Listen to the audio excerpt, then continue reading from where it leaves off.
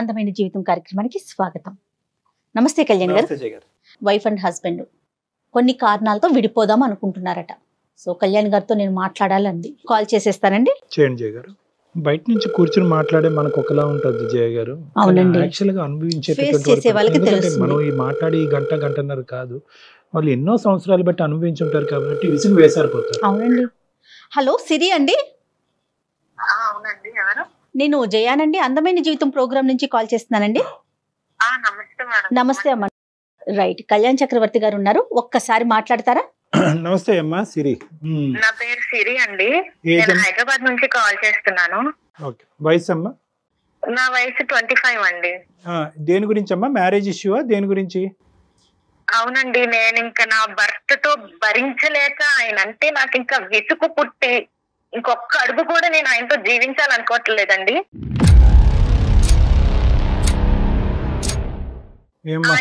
ఆయనని వదిలేసి నా పిల్లల్ని తీసుకుని నేను మా ఇంటికి వెళ్ళిపోవాలనుకుంటున్నానండి, మా అమ్మ నాన్నల దగ్గరికి. ఎంతమంది పిల్లలమ్మా సిరి మీకు? 2 చిన్న పిల్లలండి. పెళ్ళి ఎంతకాలం అయిందమ్మా? పెళ్ళయి ఒక 6-7 ఇయర్స్ అయిందంటే, అంటే నాకు చిన్న వయసులోనే పెళ్లి చేసేసారండి. అతను ఏం చేస్తూ ఉంటారు? అతను ఒక ప్రైవేట్ ఎంప్లాయీ సార్ అంతే ముందు. ఇప్పుడైతే మేము ఒక చిన్న బిజినెస్ పెట్టుకున్నామండి. కానీ ఇంకా నేను అసలు ఆయన భర్త అని కూడా అనరన్నమాట. కనీసం ఒక పిల్లలు ఉన్నారు, చిన్న పిల్లలు, భార్య ఉంది అనే ఆలోచన కూడా లేకుండా. నేను చెప్తాను మేడం గారు మీకు. ఫస్ట్ ఏంటంటే అసలు ఆయనతో నేను ఇప్పుడు వెళ్ళిపోదాం అని అనుకుంటున్న స్థితిలో, కానీ ఆఖరి హోప్ గా ఒక్కసారి డాక్టర్ గారితో మాట్లాడి ఏమో ఆయన బుర్ర మారుస్తే మార్చేమో మనిషి అనే లాస్ట్ హోప్ తో నా ప్రయత్నంతో ఒక్కసారి కాల్ చేశానండి డాక్టర్ గారితో చెప్పుకుందామని. సో ఆయన డెసిషన్ కూడా నేను తీసుకుని ముందడుగు వేద్దామనే ఆలోచనతో చేశాను మేడం గారు. మంచి పని అమ్మా, మంచి పని. విషయం ఏంటో చెప్పండి, అసలు ఏంటి, ఎందుకు మీరు ఇలా విసిగిపోయారు? మాది ఒక మిడిల్ ఫ్యామిలీ మేడం గారు. అంటే అంత హై రిచ్ గా ఉండే ఫ్యామిలీ ఏం కాదు, మిడిల్ క్లాస్ ఫ్యామిలీ మాది. మాది నేటివ్ వచ్చేసి రాజమండ్రి అండి. నేను ఒక్కదానొక కూతుర్ని మా మమ్మీ డాడీలకి. సో అంటే మాదంతా చెప్పినట్టు నేను మా డాడీ గారి ఫ్యామిలీలో ఏంటంటే అందరూ మంచి positions, well settled employees, government employees, bank jobs అలాగా ఉన్నారండి. మా డాడీ వచ్చేసి ఒక నార్మల్ చిన్న జాబ్ చేసుకుంటూ నన్ను పెంచారు. సో దాని వల్ల నేను చాలా అవమానాలు చిన్నప్పటి నుంచే వాళ్ళు పడడం నా కళ్ళారా చూశానండి నేను చిన్నప్పటి నుంచి. సో నేను అప్పటి నుంచే కష్టపడి ఉన్న దాంట్లో నన్ను చదివించారు. నేను కష్టపడి చదువుకుని నేనేమనుకునేదానంటే మంచి స్థాయికి ఎదగాలి, మేమంటే ఏంటి అనేది వాళ్ళకి నిరూపించాలి, వాళ్ళు ఎత్తిన నోర్లు మూయించాలి వాళ్ళవి అనే ఆలోచనతో నేను ఎంతో అనుకున్నానండి, హ్యాపీగా చూసుకోవాలి అని.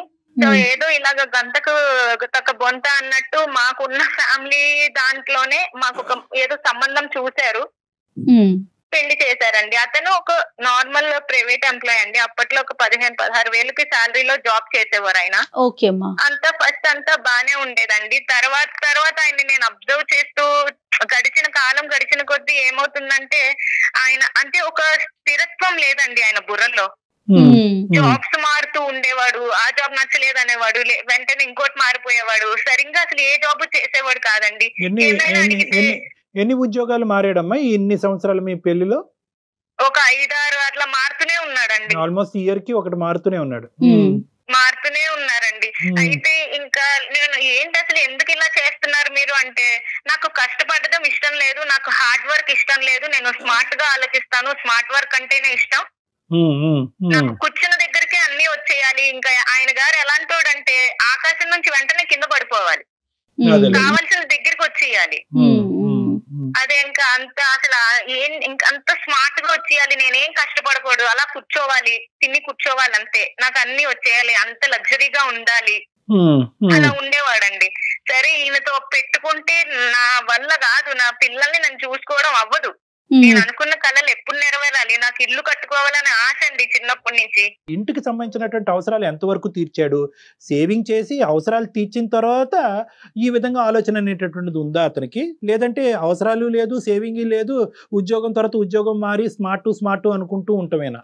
లేదండి ఆయన ఏం చేసింది ఏమి లేదండి. ఉన్న దాంట్లో ఆయన గట్టి పెట్టుకుని ఏదో అప్పుడప్పుడు అలా కొంచెం ఇంటికి హెల్ప్ చేస్తూ అట్లా ఏదో చేసి నెట్టుకుని వచ్చాడండి. నేను అదే చెప్తున్నా కదా డాక్టర్ గారు, నేను ఇంక ఈయనతో నా వల్ల అవ్వదు, ఇంత పెట్టుకుంటే ఇంక నేను ఎదగలేను, నా పిల్లల్ని సుఖంగా చూసుకోలేను.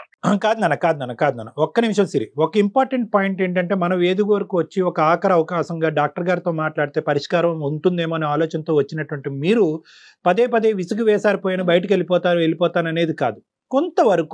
కొంతవరకు వ్యక్తిత్వం గురించి కొద్ది విశ్లేషణ మాకు చెప్తే కనుక దాన్ని బట్టి ఆలోచన. అంటే అంత బ్యాడ్ హ్యాబిట్స్ ఉండడం అట్లాంటివి ఏం లేవండి, డ్రింకింగ్ స్మోకింగ్ అవేం లేదండి, మనిషి పరంగా మంచివాడే. రీసెంట్ గా సడన్ గా ఒక రోజు నా ఇంటికి కొంతమంది వచ్చి మీరు ఇల్లు ఖాళీ చేసేయండి, నేను కష్టపడి బిజినెస్ పెట్టి సంపాదించిన ఇల్లు అండి అది, 2 ఏళ్ళు కష్టపడి మొత్తం చిన్న చేసుకుంటూ ఏదో ఒకటి అలా దాచుకుని మా మమ్మీ వాళ్ళని కొంచెం ఇచ్చి ఎంతో కష్టపడి ఒక ఇల్లు అనేది కొన్నామండి. నేను ఆ ఇంటికి సడన్ గా ఒకళ్ళు వచ్చి మీరు వెంటనే ఖాళీ చేసి వెళ్ళిపోండి అని అంటే నాకు షాక్ లో ఉండిపోయానండి. నేను అసలు నా ఇంటికి రావడం ఏంటి, ఎవరో వచ్చి ఖాళీ చేసేయడం చెప్పడం ఏంటి అని, ఏమైందా అనేది నేను అడిగితే అతన్ని క్రికెట్ బెట్టింగ్లు పెట్టాడంటండి. ఆ మహానుభావుడు క్రికెట్ బెట్టింగ్ లో ఇల్లు తాకట్టు పెట్టాడంట.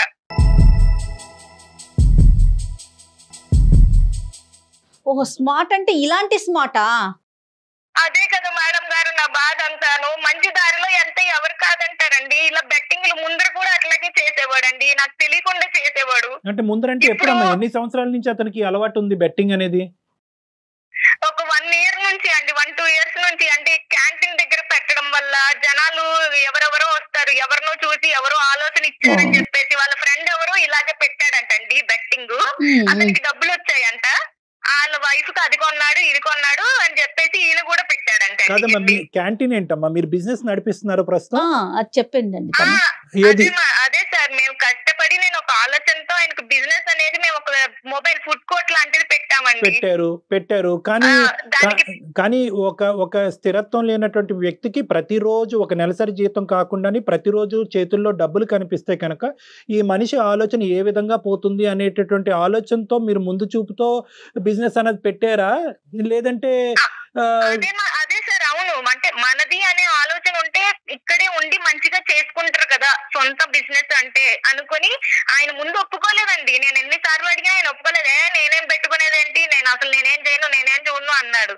కానీ నేను ఎంతో ఒప్పిస్తే సరే అని ఓకే అని ఆయన ఒప్పుకున్నారండి. ఎంత ఖర్చు అయిందమ్మా పెట్టుబడి ఎంత అయిందమ్మా? దానికి ఒక 2 lakhs 3 lakhs అయ్యిందండి. నేను ఎవరినో నా ఫ్రెండ్స్ ని వాళ్ళని వీళ్ళని అడిగి నేను తీసుకొస్తాను, నువ్వు కూడా ఎవరినో అడిగి తీసుకురా, మళ్ళీ ఇది సక్సెస్ అయ్యాక వాళ్ళకి తిరిగి ఇచ్చేద్దామని ఏదో ఒకటి అలాగా నేను అమౌంట్ అనేది తీసుకొని పెట్టించానండి. మనీ మీద అతనికి ఎంత కంట్రోల్ ఉందమ్మా? కంట్రోల్ అంటేనండి పర్లేదు, అంటే నన్ను అడిగేవాడు ఎప్పుడైనా కావాలి అన్నా, ఆయన కౌంటర్ లో ఉంటారు కాబట్టి తీసుకునేవాడు. అంత లావిష్ గా ఆలోచనలు అయితే ఉంటాయి కానీ ఖర్చులు అయితే అంత ఎప్పుడు చేయలేదండి. కాకపోతే ఇక ఈ 2-3 ఏళ్ల నుంచే ఈయన ఆలోచనలు ఇట్లాగా కొంచెం స్మార్ట్ గా చేద్దాము, ఈ బెట్టింగ్స్ లేకపోతే గ్యాంబ్లింగ్స్ ఇవన్నీ ఆలోచనలు ఆయనకు వచ్చాయండి. ఒక రోజు వాళ్ళు వచ్చి అడిగితే నేను ఇలాగా నా ఇల్లు నేను కొనుక్కున్నప్పుడు అండి ఒక 25-30 లక్షలు పెట్టి నేను కొన్నానండి ఇల్లు. అది ఇప్పుడు దాని వాల్యూ నియర్లీ ఒక 1 crore దాకా ఉంటుంది. 1 కోటి రూపాయలు ఇల్లు డాక్టర్ గారు, అది 1 కోటి రూపాయలు, ఒకటి కాదు రూపాయి కాదు, ఎంతో కష్టపడి ఇష్టంతో కొనుక్కున్న ఇల్లు అండి. నాకు ఒక్క ముక్కు కూడా చెప్పకుండా ఆయన బెట్టింగ్ లో పెట్టి పోగొట్టేశాడండి. కాదు నాన్న, ఎవరి పేరునుంది ఇల్లు, ఎవరి పేరునుంది, ఎలా పోయి ఉంటుంది, కాగితాలు ఎవరి దగ్గర ఉన్నాయి? ఆయన దగ్గరే ఉన్నాయండి, ఆయన పేరు మీదే రాసాము. అయ్యో రామా.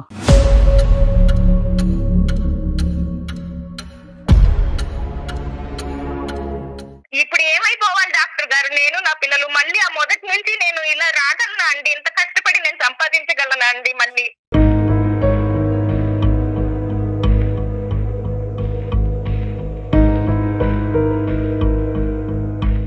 అయిపోయిన కాలం మళ్ళీ రాదు కదండి, ఎంత కష్టం అది. రెండో ఇల్లు 3వ ఇల్లు కాదు, వాళ్ళ సర్వస్వం అంతా కూడా ఇల్లే. అమ్మా ఇప్పుడు ఇదంతా జరిగి ఎన్ని రోజులు అయ్యిందమ్మా? రీసెంట్ గానే అండి, రీసెంట్ గా క్రికెట్స్ బెట్టింగ్స్ పెట్టారు కదా డాక్టర్ గారు.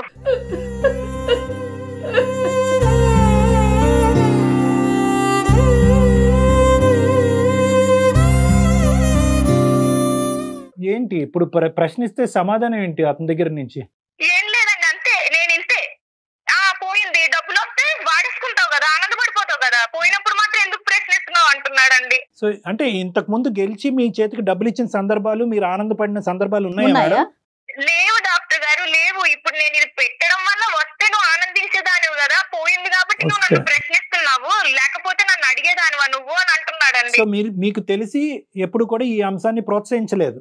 లేదండి, ఎప్పుడూ లేదు. ఒక్కసారి ఎప్పుడు కూడా అలాగే ఒక 50,000 ఎందులోనో అడిగాడు, తీసుకున్నాడు. అవి లాస్ వచ్చేసాయండి. ఏం వాడాడు కూడా తెలియదండి. అడిగితే లేదు, పోయాయి అన్నాడు.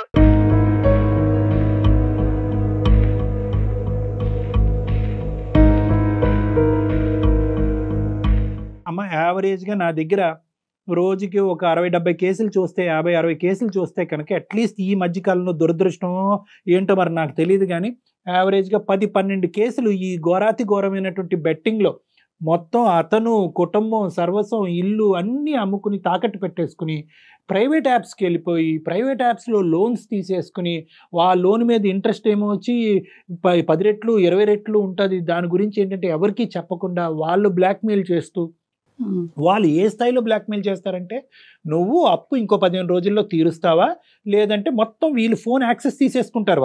వాళ్ళ పాస్కోడ్ ఫోన్తో పాటు వీళ్ళు ఫోన్ కంప్లీట్గా ట్రాక్ చేసేసి ఆ ఫోటోలు గిటోలు కాంటాక్ట్స్ అన్నీ తీసేసుకుని నువ్వు ఇంత సమయంలో నువ్వు అప్పు తీరుస్తావా, లేదంటే నీ భార్య, నీ మొత్తం పిల్లలందరి యొక్క ఫోటోలు మార్ఫింగ్ చేసి నగ్నంగా మేము మొత్తం అందరికీ నీ కాంటాక్ట్స్ అన్నింటికి డిస్ట్రిబ్యూట్ చేయాలా అనేటటువంటి బ్లాక్మెయిల్తో సూసైడ్ చేసుకున్నటువంటి వాళ్ళు అబ్బో ఎంతో మంది ఉన్నారు. జయ గారు కాదు కళ్యాణ్ గారు, ఒకవేళ బెట్టింగ్లు పెట్టినప్పుడు గెలిస్తే ఓకే, ఓడిపోతే అంతకి మించి నష్టం వస్తుందనే వాళ్ళ మైండ్ సెట్ పనిచేయదండి. మేడం నిజంగా నేను చెప్తున్నాను, గెలుపు అనేటటువంటిది బెట్టింగ్లో 0.5%. అది ఒక కళలో లోకం. అదేంటంటే కనుక 0.5% రియాలిటీ బెట్టింగ్లో గెలిచేటటువంటి పరిస్థితి ఉన్నా కూడా ఆ బెట్టింగ్ యాడ్స్ కానీ ఆ యాప్స్ కానీ మన టీవీలో చూసే అడ్వర్టైజ్మెంట్స్ కానీ ఎలా చూపెడతాయంటే ఒక మనిషికి నువ్వు 99.5% గెలుస్తావు అన్నట్టుగా చూపెడతాయి. సో దానికి ఏంటంటే ఇటువంటి ఆలోచన శైలి, ఇటువంటి వ్యక్తిత్వం ఉన్నవాళ్ళు మనందరం పోయి ఎందుకు బెట్టింగ్ ఆడలేదు, ఇటువంటి ఆలోచన శైలి ఏది స్మార్ట్నెస్ గా ఉండాలి, తక్కువ సమయంలో ఎక్కువ డబ్బులు సంపాదించాలి, కుక్కలా కష్టపడకూడదు, తక్కువ సమయంలో సంపాదిస్తే కనుక మనం లగ్జరీస్ అనుభవించవచ్చు, కష్టపడి సంపాదించే వాళ్ళందరూ పిచ్చోళ్ళు అనేటటువంటి ఇటువంటి తొందరపాటుతనం, ఇటువంటి పిచ్చితనం ఉండేటట్టు వీళ్ళు వాస్తవానికి తెలివైన వాళ్ళే, కానీ వాళ్ళు తెలివితేటల కంటే వాళ్ళు తీసుకునేటటువంటి రిస్క్ ఎక్కువ ఉంటుంది అనమాట. అడ్వెంచరస్ రిస్క్ అంటా ఉంటుంది. వీళ్ళెవ్వరూ కూడా బెట్టింగ్ చేసేటటువంటి వాళ్ళు వాస్తవానికి ఈ రోజు సిరి గారి ఇల్లు కష్టార్జితంతో సంపాదించినటువంటి ₹1 కోటి ఇల్లు పోగొట్టుకోవటం వల్ల ఈరోజు ఆవిడ ఇలా బాధతో మాట్లాడుతున్నారు. కానీ ఈ వ్యక్తి ఎవరైతే ఉన్నారో అతని వ్యక్తిత్వంలో లోపం ఉంది, కానీ మనిషి మంచోడే. అవును, కష్టపడి ఒక ₹10 ఎక్కువ సంపాదిస్తే కనుక నా కుటుంబమే సంతోషపడుతుంది అనేటటువంటి స్వార్థంతో తప్పుదోవలో పోయాడు. వీళ్ళు ఎలా ఉంటారంటే, వీళ్ళ సైకాలజీ ఎలా ఉంటుందంటే గెలిచిన 1% చూస్తారు. వీళ్ళు గెలవట్లేదని కాదు, వీళ్ళ భర్త కూడా గెలిచుంటాడు. ₹100లో ₹10 గెలిచుంటాడు, ₹90 పోయి ఉంటుంది. అయితే ఏంటంటే ఈ ₹10 కాస్త రేపొద్దున ₹90 అవుతుందేమో అనేటటువంటి ఆశతో, విపరీతమైనటువంటి ఆలోచనతో ఆ గెలుపు రాకపోయినా గెలుపులో తేలుతూ ఉంటారు. ఆ ₹10 కూడా వీళ్ళు గెలిచినటువంటి ఆ ముష్టి ₹10 కూడా వాడు ఏం చేస్తాడో తెలుసా? ఆ యాప్ వాడు, ఈ వెబ్సైట్ వాడు, వీడు వ్యాలెట్ లో వేస్తాడు, వీడు పర్సులో పెడతాడు, వాడి చేతికి ఇవ్వడు, పర్సులో పెడతాడు. పర్సులో పెట్టి రేపు పొద్దున నెక్స్ట్ గేమ్ అని కొట్టగానే నీ వ్యాలెట్ లోంచి ₹10 తీసాము, నువ్వు ఇంకో ₹50 పెట్టంటాడు, మళ్ళీ ₹50 పెడతాడు, ₹5 గెలుస్తాడు, ₹5 మళ్ళీ వ్యాలెట్ లోకి వెళ్తాడు. సో ఎక్కడ కూడా వీళ్ళ చేతికి వచ్చే డబ్బులు ఏముండవు, అది వ్యాలెట్ లో పెట్టి మళ్ళీ గేమ్ ఆడడానికి ఉపయోగపడుతుంది సైకిల్. వీళ్ళు ఏంటంటే వీళ్ళు ఊహాజనకం, ఎంత ఘోరం అండి, వీళ్ళు ఊహాజనకమైనటువంటి లోకంలో వాడు టెంప్ట్ చేస్తూ ఉంటాడు. నిన్నే ఇంతమంది గెలిచారు, మొన్న వీడు గెలిచారు, వీడి ఫోటో ఇదిగో, వాడి ఫోటో ఇదో, రేపే నీదే లాస్ట్ ఛాన్స్, 10 సార్లు ఓడిపోతే 11వ నువ్వు గెలుస్తావు అని చెప్పి మోటివేషనల్ గా టెంప్ట్ చేస్తూ వాళ్ళని అలా లూప్లోకి లాగుతూ ఉంటారు. నా దగ్గరికి వచ్చినటువంటి వాళ్ళు 5 కోట్లు పోగొట్టుకున్న వాళ్ళు ఉన్నారు, 50 లక్షలు పోగొట్టుకున్నటువంటి వాళ్ళు ఉన్నారు. వీళ్ళేమి రిచ్ పీపుల్ ఏం కాదమ్మా. ఇంత మొత్తం పోయేటప్పటికి అటువైపు తల్లిదండ్రులు, ఇటువైపు అత్తామామలు మొత్తం ఇల్లు, ఆస్తులు, సర్వస్వం అమ్ముకుంటారు అన్నమాట. సారీ అమ్మ సిరి, ఇటువంటి పరిస్థితులు నాకు సడన్ గా గుర్తొచ్చి చెప్పాలి కాబట్టి ప్రేక్షకుల్లో ఎవరన్నా ఉంటే అర్థం చేసుకుంటారని నేను చెప్పానమ్మా. ఇప్పుడు ఇతని యొక్క తత్వం ఎలా ఉందమ్మా, ఏమంటాడు ఇతను? అసలు ఏం మాట్లాడట్లేదండి. నేను ఇంతే, నేను మారను, నేను ఇలాగే చేస్తాను, నువ్వు ఏం చేసుకుంటావో చేసుకో. అసలు ఈ మహానుభావుడు ఎలాంటోడంటేనండి, ఫుడ్ క్యాంటీన్ దగ్గరికి ఎట్లా రావాలండి, ఐరన్ కావాలంట బట్టలు. నేను పొద్దున్నే లెగిచి పిండిలు రుబ్బుకొని చట్నీలు చేసుకుని అన్ని పిల్లల్ని రెడీ చేసి స్కూల్కి పంపించి బయటకి ఒక మంచి పిక్చర్ చూపెడతాడమ్మా, అంటే స్మార్ట్ గా, నీట్ గా, ఫార్మల్ గా కనిపిస్తుంది. అదే కదండి, ఇన్ని పనులు నేను చేస్తుంటే ఇంత కూడా హెల్ప్ చేయకుండా నువ్వు ఆడదానివి, నీ పనులు నువ్వు చేసుకో, నన్ను చేయమంటావేంటి అంటాడండి. అంత బిజీలోనూ నేను ఆయన బట్టలు ఐరన్ చేయాలంటండి. ఐరన్ లేకపోతే, ఐరన్ బట్ట లేకపోతే అసలు రానే రాడండి ఫుడ్ కోర్ట్ కి. ఐరన్ బట్ట ఉంటేనే బయటకు వస్తాడు. కొద్ది షోక్ గడ్లేండి. కష్టార్జితం వచ్చేటటువంటి డబ్బులతో అతని పేరుని ఇల్లు కొనటం ఏంటమ్మా? నాకు అర్థం కావట్లేదు ఇక్కడ. అతని పేరుని ఇల్లు ఎందుకు పెడదామంటే నేనంటే నమ్మకం లేదా, నాకు వాల్యూ లేదా, నేను ఏమైనా పోగొట్టేస్తానా? ఇలాంటి వాళ్ళకి మాటలు కూడా బాగొస్తాయి అనుకుంటా. మరి సిరి ఒకసారి మాట్లాడదామా? డాక్టర్ గారితో ఏమన్నా మాట్లాడించి చూద్దామా? నేను అందుకే ఫోన్ చేశానండి. సారి మాట్లాడితే అయినా ఆయన బుర్ర మారితే పర్వాలేదు, అదే కదండి నాకు కావాల్సింది. అంటే ఇప్పుడు అతనిలో మార్పు వస్తే కనుక పోయినటువంటి తీసి పక్కన పెట్టి ఇప్పుడు ఇల్లు అంతా పోయినట్టేనమ్మా? ఈ ఇంట్లో ఇల్లు అమ్ముకుని కొంత అప్పు తీర్చి మిగతా డబ్బులు సేవ్ చేసుకునే పరిస్థితి ఉందా? ఏమీ లేదండి, మొత్తం ₹1,00,00,000 ఇల్లుని తాకట్టు పెట్టేశాడండి. వాళ్ళకి నా వెనక అది ఏ వస్తుందనండి, నేను మిడిల్ క్లాస్ నుంచి కష్టపడి కట్టుకున్న దాన్ని ఇచ్చేసాడండి. దాన్ని ఎలా తెచ్చుకోగలను? ఎవరిస్తారండి నాకు అప్పు? ఇంకా అదే ఎవరు ఏం చేయలేరమ్మా. కానీ మనం ఏం చేయగలం అతని ద్వారానే విందాం. అది నెంబర్ 1. నెంబర్ 2, ఇంకా తెలియని అప్పులు ఏమైనా ఉన్నాయా? ఇంతటితో ముగిసిందా? డాక్టర్ గారు, ఆయన గారికే తెలియాలి. తెలియకుండా ఇంత పెద్ద ఇల్లునే తాకట్టు పెట్టాడు. ఇంక నాకు తెలియకుండా ఎన్ని వేసేసాడు నాకు. ఒకప్పుడు అతనిలో ఒక పరివర్తన వస్తే కనుక ఈ కథను ఇక్కడితో ముగించి గతాన్ని తవ్వకుండా అతనితో పాటు ప్రయాణం చేస్తూ కష్టపడి ఉండే ఉద్దేశం నీకుందమ్మా? అది కూడా లేదా? ఉందండి. అంటే ఆయన మారుతాడు, నిజంగా మారుతాడు అంటే మళ్ళీ ఎంతో కొంత. ఇప్పుడు నేను కట్టినంత ఇల్లు నేను కట్టలేకపోవచ్చు, అంత సంపాదించలేకపోవచ్చు, కానీ ఓపిక ఉన్న వాళ్ళే కదా డాక్టర్ గారు ఎవరైనా చేసుకోగలిగేది. మేడం సిరి గారు, ఇంకొక ప్రశ్న మేడం. ఇది మీ కుటుంబ సభ్యులు వాళ్ళ కుటుంబ సభ్యుల వరకు వెళ్ళిందా విషయం? ఇంకా అక్కడి వరకు వెళ్ళలేదా? ఇంకా నేను చెప్పలేదండి, రీసెంట్ గానే జరిగింది కదా. చెప్తే వాళ్ళేమనుకుంటారో వాళ్ళే.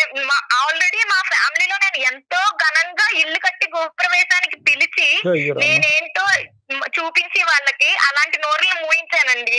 అలాంటిది ఇప్పుడు మళ్ళీ వాళ్ళ దగ్గరికి నేను ఏ మొహం పెట్టుకుని వెళ్ళి నేను చెప్పగలను? మళ్ళీ నన్ను ఆ వాల్యూతో చూస్తానండి. ప్రస్తుతం ఇప్పుడు అదే ఇంట్లో ఉన్నారమ్మా? ఇల్లు వేరే ఇంట్లోకి మారారా? లేదండి, నేను ఇంకా అంటే ఖాళీ చేయమని చెప్పేశారు. వెళ్ళిపోవాలండి, నాకు ఎక్కడికి వెళ్ళాలో తెలియట్లేదు ఇప్పుడు ప్రెజెంట్.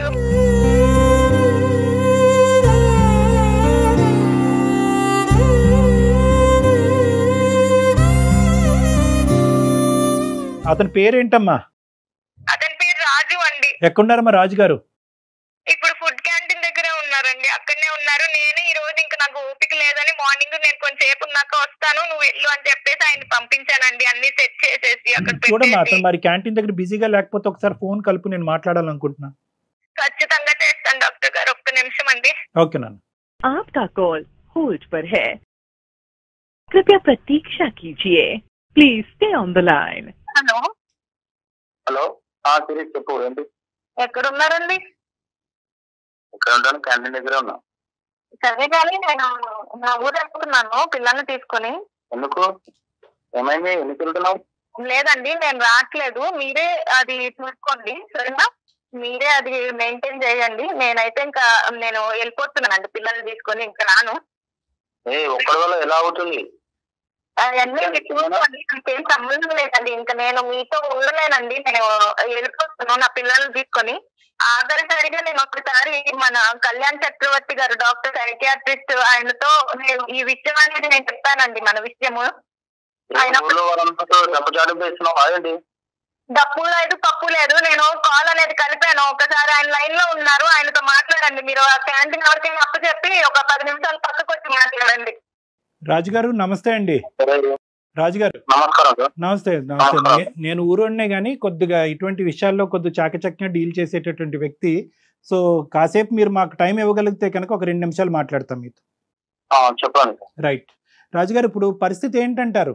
ఇప్పుడు మీరు ఏదో బెట్టింగ్ ఇలాంటి వాటిల్లోకి వెళ్ళి చాలా వరకు డబ్బులు పోగొట్టుకుని ఆఖరికి కష్టపడి సంపాదించినటువంటి ఆ ఇల్లును కూడా సర్వస్వం అంతా కూడా ఈరోజు దారదత్తం అయింది, తాకట్టు పట్టింది. ఇప్పుడు ఎక్కడ ఉండాలో తెలియనటువంటి పరిస్థితి ఏర్పడిందని చెప్పి సిరి గారు బాధపడుతున్నారు. రాజుగారు ఏంటి మీకు దీని వెనకాల ఉన్న ఆలోచన ఏంటి? ఎందుకు ఇలా జరిగింది? ఇప్పుడు రెక్టిఫికేషన్ ప్రాసెస్ ఏంటి?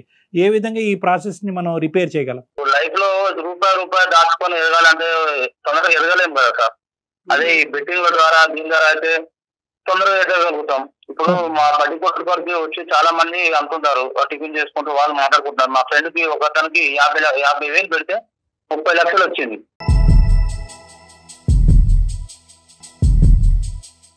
చూసారా డాక్టర్ గారు? బెట్టింగ్ అంట పక్కన వాళ్ళని చూసి పెట్టాడంట. ఇప్పుడు ఈయన చేసే వ్యవహారం అంతా అట్లాగే ఉంటుందండి, నా తల మీద తీసుకొచ్చాడు. సార్ ఇప్పుడు మాకు ఎలాగో క్యాంటీన్ కాబట్టి దాని మీద ఎట్లాగో బిజినెస్ చేస్తాము. ఏదో స్మార్ట్. ఇప్పుడు మా ఫ్రెండ్ కి 50,000 పెడితే 30 లక్షలు వచ్చింది. వాళ్ళ భార్యకి 5 లక్షలు పెట్టి నెక్లెస్ చేయించి 10 లక్షలు సేవింగ్ చేసుకొని ఇంకో 15 లక్షలు వాళ్ళ భార్య ఇచ్చి మళ్ళీ ఆడమని చెప్తుంది. ఎందుకు చెప్తుంది? ఎంకరేజ్మెంట్ చేస్తుంది వస్తాయని. మనకు కూడా ఎవరైనా ఆశపడడంలో తప్పలేదు కదా సార్. కాదు, మీ అతను ఒక్కడే ఆడుతున్నాడా మొత్తం? ఇది మీ ఇంకెవరు ఆడట్లేదా? ఇందులో గెలిచిన వాళ్ళు ఎంత? చాలా మంది ఆడుతున్నారు, చాలా మంది ఆడుతున్నారు. ఇప్పుడు మనం చూడట్లేదు ఐపీఎల్ మ్యాచ్లు, బిట్టింగ్లు చూస్తున్నాం సార్, చూస్తున్నాం, కాదనట్లేదు. కానీ ఓడిపోయినటువంటి వాళ్ళు ఒక్కరు కూడా కనిపించలేదా మీరు? మీకు కనిపిస్తారు సార్. మన లక్కు సార్, అది మన లక్కు. అవును, అబ్బో. కానీ మరి ఇక్కడ ఎక్కడ పోయింది? వెంట్రుకి పోలేదు, జుట్టే ఊడిపోయింది. ఇక్కడ వెంట్రుకి ఎక్కడ పోయింది? బోడిగుండు అయిపోయింది కదండి. మొత్తం అంతా కూడా పిల్లలతో పాటు మీరు ములగటమే కాకుండా మొత్తం కుటుంబాన్ని అంతా ముంచేశారు. మళ్ళీ ఈ ₹1,00,00,000 ప్రాపర్టీ జీవితకాలంలో ఎప్పుడు సంపాదిస్తారో ఎవరికీ తెలీదు. మీరు బ్యాచులర్గా ఉండి మీరు ఏం చేసుకుని, మీరు తల తాకట్టు పెట్టుకుని అప్పు తీర్చుకుని ఏం చేసుకుంటారో అది వేరే విషయం. మీరు ఎంత రిస్క్ అన్నా తీసుకోండి, అది నేను మాట్లాడట్లేదు ఈరోజు ఇక్కడ. కానీ మీతో పాటు ముడిపడినటువంటి నీ భార్య, నీ పిల్లలకి, ఎందుకంటే ఈ మొత్తం ఇంట్లో సంపాదన కష్టార్జితం ఆవిడది కూడా, అది గుర్తుపెట్టుకోండి. ఇప్పుడు ఎక్కడ వెళ్ళి ఉంటారు? నో రాజు ఒక్క నిమిషం. ఎంతో కొంత వస్తుంది, కానీ పోగొట్టుకున్నటువంటి ఆస్తి పిల్లలు రేపొద్దున పిల్లలకి ఎన్నో విధాలుగా చదువులు కావచ్చు, పెళ్లిళ్ళు కావచ్చు, ఎన్నో విధాలుగా ఈ రోజు ₹1,00,00,000 10 కోట్లు అవ్వచ్చు రేపొద్దున. చాలా విచిత్రంగా మాట్లాడుతున్నారు రాజు గారు. ఎంతో కొంత వస్తుందని పాత ఆస్తిని పోగొట్టుకుంటామా? ఉన్నదాన్ని పోగొట్టుకుంటారా? ఈ నష్టం అనేటటువంటిది కొద్దిగా కూడా మీలో పశ్చాత్తాపం గానీ ఒక ఫీలింగ్ గానీ క్రియేట్ చేయట్లేదా రాజు గారు? పశ్చాత్తాపం అంటే ఇప్పుడు వాళ్ళు ఎదుటి వారం చూసి మనం బతకడం, వాళ్ళని చూసి అబ్బా వానికి ఇంత వచ్చింది అంత వచ్చిందని మనం స్వార్థపడకూడదు. మనం కూడా మన అదృష్టాన్ని ప్రశ్నించుకోవాలి సార్. కాదు, ఒక్క నిమిషం సిరి, నువ్వు ఒక 2 నిమిషాలు అతనితో మాట్లాడమ్మా. అసలు అతను ఏమంటున్నాడు అంటే కనుక, వాళ్ళు ఎవరినో చూశాను, వాళ్ళు గెలిచారు అని అంటున్నాడు.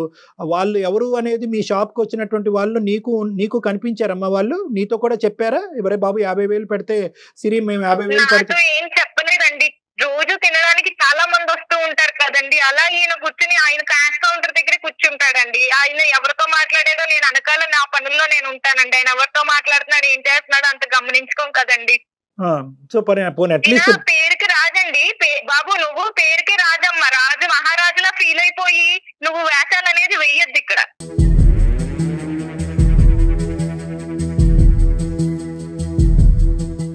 అసలు మూర్ఖుడండి, పరమ మూర్ఖుడులా బిహేవ్ చేస్తున్నాడు. ఎన్నిసార్లు చెప్పినా మాటే వినట్లేదండి. అసలు నేను చేసిందే కరెక్ట్, నేను వెళ్ళేదే కరెక్ట్ అనుకుంటున్నాడు తప్ప నా మీద బేస్ అయ్యి ఒక పిల్లం ఉంది, పిల్లలు ఉన్నారు, వాళ్ళ భవిష్యత్తు ఉంది, అదేమో ఆలోచన లేదండి. ఉంది కదా, ఓపిక ఉంది కదండి, బుర్ర ఉంది కదా, తెలివి ఉంది కదా, మంచిగా వాడుకోవచ్చు కదండి. బెట్టింగ్లు గ్యాంబ్లింగ్లు ఏంటి డాక్టర్ గారు?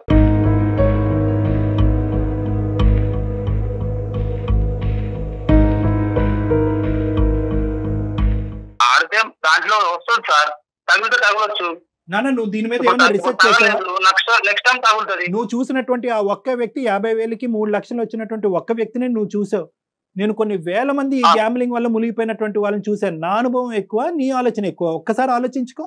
మబ్బులు చూసి ముంతలో నీళ్ళు పారబోస్తున్నాడు. కాదు నాన్న, లైఫ్ లో ఎదగాలని ఆలోచిస్తారులే తప్ప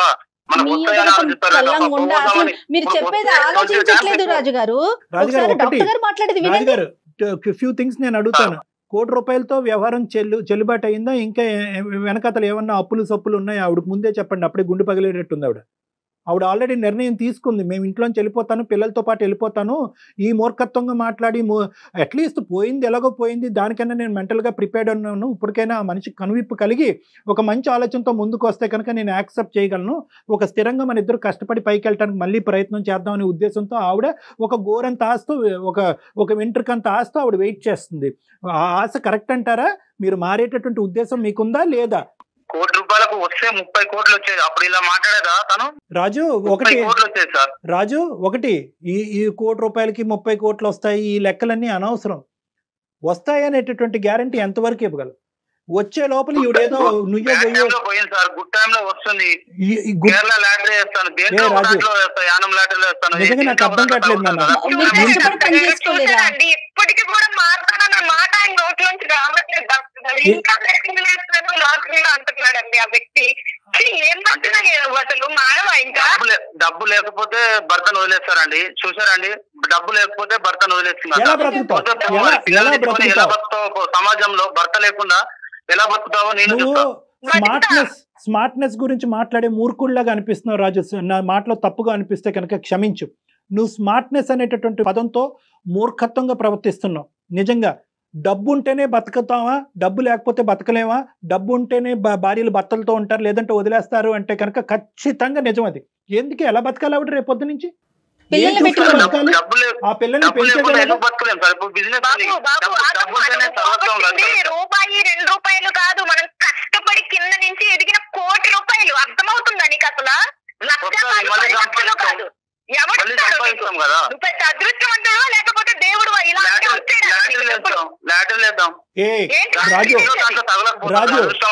రాజు, ప్రతి మనిషికి ఒక పిచ్చి ఉంటుందేమో గానీ ఇది నీకుండేటటువంటి పిచ్చి కళల పిచ్చి. నువ్వు ఊహాజనకమైనటువంటి కళల లోకంలో తేలుతున్నావు, రియాలిటీకి చాలా దూరంగా వెళ్ళిపోతున్నావు. ఇది మంచిది కాదు. రేపొద్దున నేను ఇది అవుతాను, one day I will become king అని ఆ పాత సినిమా రాజేంద్ర ప్రసాద్ లాగా ఉంది మాట. వాళ్ళని చూసి అబ్బా వాడికి తగిలింది వీడికి తగిలింది, అదే మనకు వచ్చే భావనను స్వార్థంగా ఆలోచించే బదులు మనం కూడా ఒకసారి ట్రై చేస్తే మనకు వస్తుంది కదా నాన్న. ట్రై చేయాలి. ఇందాక జీవితంలో ఒకసారి ఉంటుంది. ఎప్పుడైనా కూడా నువ్వు ఇలాంటి రిస్క్ తీసుకోవాలి అంటే, స్మార్ట్ గా రిస్క్ తీసుకోవాలంటే కనుక రిస్క్ వల్ల జరిగేటటువంటి నష్టం నీతో పాటు ఎవరున్నారు, ఎవరు మునిగిపోతున్నారు అనేటటువంటి ఆలోచన కూడా చాలా ఇంపార్టెంట్. అదృష్టం సార్, అదృష్టం వరించినప్పుడు ఖచ్చితంగా నీ అదృష్టం తగలయ్యా. ఏందిరా బాబు ఈ అదృష్టం? ఏం అదృష్టం అయ్యా? నీ భార్య ఇలా ఏడవటం అదృష్టమా? ఏది అదృష్టం? రూపాయి దాచుకొని అదేదో ఒకసారి ఇట్లా కుండ బద్దలు కొట్టినట్టుగా రాజు గ్యాంబ్లింగ్. నేను ఒక్కటి మంచిగా చెప్తున్నాను, నీ బ్రదర్ అనుకో లేదంటే మీ పెద్దనాన్న అనుకో, మామయ్య అనుకో, మీ తండ్రి అనుకో, నేను ఒక్క మాట పదే నీకు చెప్తున్నాను. నా తరపున నీ రిక్వెస్ట్, గ్యాంబ్లింగ్ అనేటటువంటిది ప్రపంచంలో అతి భయంకరమైనటువంటి ప్రస్తుత సమాజంలో ఉండేటటువంటి ఒక అతి భయానకమైనటువంటి ఒక వ్యసనం. ఎన్ని లోన్ యాప్ల్లోకి ఏమన్నా వెళ్ళావా నువ్వు? అలాంటివి వెళ్ళలేవు. మరి ఎక్కడి నుంచి వచ్చినాయి ఇంత డబ్బులు? తన పేరు మీద ఉంది కదా, ఎవరేం చేస్తారు? ఇదేం మాట్లాడతాడని ఆడది అనుకుని నన్ను కనీసం నా ఇది కూడా లేకుండా నా పెట్టేశాడండి. అదే రాజు, రాజు వచ్చినప్పుడు మాట్లాడు. నీకు నీ పాదాలకి దండం పెడతాది. మాట్లాడదు కానీ వచ్చినప్పుడు నువ్వు మాట్లాడు. వచ్చినప్పుడు నువ్వు మాట్లాడు రాజు. నీతో పాటు పగటకల్ల కంటానికి నీ కుటుంబ సభ్యులు కానీ నీ చుట్టుపక్కల ఉండేటటువంటి వాళ్ళు కానీ ఎవరు రెడీగా లేరు. ఇప్పటికొచ్చి మీ అటువైపు కానీ ఇటువైపు కానీ తల్లిదండ్రులకి ఎవరికి తెలియదు. ఇది ఎవరికైనా తెలిస్తే కనుక ఈ ఒక్క సెకండ్ కూడా ఈ అమ్మాయిని ఈ ఆలోచన కూడా ఉండనివ్వకుండా పట్టుకెళ్ళిపోయి ఉండేవారు. వెళ్ళిపోమను, ఎలా బతుకుతుందో నేను చూస్తాను.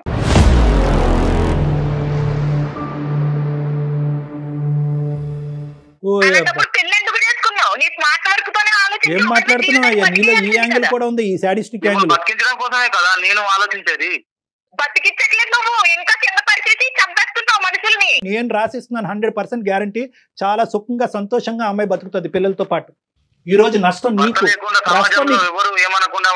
మార్పు వచ్చేటటువంటి భర్త, కరెక్ట్ గా విధానం పద్ధతిగా ఉండేటటువంటి భర్తతో పాటు ఉండగలిగే హక్కు అమ్మాయికి ఉంది. కానీ ఇలా వ్యసనాల బారిన పడి మొత్తం కుటుంబాన్ని ముంచేటటువంటి భర్తతో పాటు ఉండవలసినటువంటి అవసరం ఆవశ్యకత ఆవిడకి లేదు.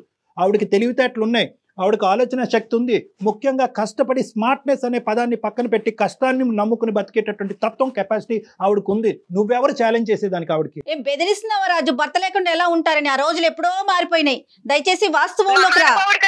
అలాంటి మాటలే మాట్లాడతాడు. అన్ని పిచ్చి మాటలు కనిపిస్తా ఉన్నాయి. నేనేదో గట్టిగా మాట్లాడుతున్నానని నువ్వు గట్టిగా మాట్లాడద్దు. అది కాదు, లేదు అతను తెలివితో. ఇది మూర్ఖత్వం నానా, ఇది మూర్ఖత్వం. నీ 30 కోట్లు తగలయ్యా. నీ 30 నీకు పిచ్చి పట్టినట్టు అవుతుంది. ఒక్క నిమిషం నా మాట విని రాజు. ఒక్కసారి నన్ను వచ్చి పర్సనల్ గా కలు. దయచేసి అర్థం చేసుకొని, నీకు ఒక పిచ్చి పట్టింది, ఒక వ్యసనం అయినటువంటి వ్యాధితో నువ్వు బాధపడుతున్నావు. ఈ బాధకి ఒక వ్యాధి కాదు సార్. ఇప్పుడు చాలా మంది నేను చూస్తున్నారు కదా సార్. ఇప్పుడు ఐపీఎల్ మ్యాచ్, బెట్టింగ్ మ్యాచ్ చూస్తున్నారు కదా సార్. మీకు తెలియకపోవడం ఒకటి. చూసి ఈచపడే వాళ్ళు మనం కూడా ఈ డౌట్ కూడా నేను క్లియర్ చేస్తాను. మనం పరీక్షించుకోవాలి సార్. రాజు గారు వస్తుంది కదా సార్. కరెక్టే. పోయిందంటండి, చూసారా, పోయిందంట. ఏదో ఎలాగా ఎంట్రుకు ఎగిరిపోయినంత ఈజీగా చెప్తున్నాడండి ఆయన కాదు పోయిందని. సిరి ఒక్క నిమిషం అమ్మా, అతని డౌట్ మనం క్లారిఫై చేస్తే అప్పటికైనా కనువిప్పు వెళ్తుంది. ఎందుకంటే కొన్ని వేల మంది ఆడుతున్నారు, పబ్లిక్ గా టీవీలో అడ్వర్టైజ్ చేస్తున్నారు, అది కూడా బెట్టింగే కదా. మన బెట్టింగ్ అంత తప్పు అయితే కనుక అడ్వర్టైజ్మెంట్లు ఎందుకు వేస్తున్నారు, నివారించవచ్చు కదా, నిలవరించవచ్చు కదా గవర్నమెంట్ దీనికి. ఇటువంటి ప్రశ్నలు చాలా వింటూనే ఉన్నాం అమ్మా. కానీ ఇక్కడ ముఖ్యంగా మన ఉద్దేశం ఏంటంటే ఈ బెట్టింగ్ అనేటటువంటిది వ్యక్తిత్వం బట్టే ఆధారపడి ఉంటుంది. ఆడినటువంటి వాళ్ళు 1,000,000 మంది ఉంటారు, కానీ ఎక్కడ ఆగాలో అనేటటువంటి ఆలోచన వాళ్ళకు ఉంటుంది. మన కెపాసిటీ ఏంటి, మన కుటుంబ వ్యవహారం ఏంటి, పరిస్థితులు ఏంటి, మనం సంపాదించేది ఎంత, మనం సేవ్ చేసుకునేది ఎంత, ఎంత రిస్క్ తీసుకుని మనం పోగొట్టుకుంటున్నాం అనే లెక్క కరెక్ట్గా తెలియాలి ఇందులో దిగే ముందు. ఈ లెక్క తెలియకపోతే కనుక అందులో ములుగుతావు, ఊబిలో కూరుకుపోతారు. ఒకప్పుడు నీ బ్యాచులర్ అయితే కనుక నీ మీద ఆధారపడేటటువంటి వాళ్ళు ఎవరు లేకపోతే కనుక ఇంతకి 100 రెట్లు స్పీడ్కి వెళ్ళు, నీ గొయ్యి నువ్వు తవ్వుకో, ఎవడు కాదంటూ. కానీ ఈ రోజు మా ఆవిడ్ని ముంచుతాను, కుటుంబాన్ని ముంచుతాను, కానీ నేను అదే దారిలో వెళ్తాను అంటే కనుక ఆవిడ నీతో పాటు ప్రయాణం చేసేటటువంటి ముంచుతాను, ఊబిలో ముంచుతాను అనలేదు సార్. రిస్క్ చేస్తేనే లైఫ్ లో సక్సెస్ అవుతాం అని చెప్తున్నా. నీ పాట నువ్వే రిస్క్ తీసుకోవాల్సి రాజు, రిస్క్ తీసుకోవాల్సినటువంటి రిస్క్ తీసుకోవచ్చు, కానీ ఆలోచనతో రిస్క్ తీసుకోవాలి, అవసరం బట్టి రిస్క్ తీసుకోవాలి, పరిస్థితులు బట్టి రిస్క్ తీసుకోవాలి, ఆధారపడేటటువంటి వ్యక్తులు బట్టి రిస్క్ తీసుకోవాలి. దయచేసి అర్థం చేసుకో. ఇప్పటికైనా కూడా నీకు ఆలోచన లేకుండా రిస్క్ స్మార్ట్ రిస్క్ అంటే కనుక పదాల పరంగా నువ్వు వాడుతున్నావు, కానీ ఈ పదాలకి డెఫినేషన్ నీకు తెలియదు. నువ్వు అమాయకుడువో, మూర్ఖుడువో, పిచ్చోడువో నాకైతే అర్థం కావట్లేదు. ఈ మూడిట్లో ఎవరు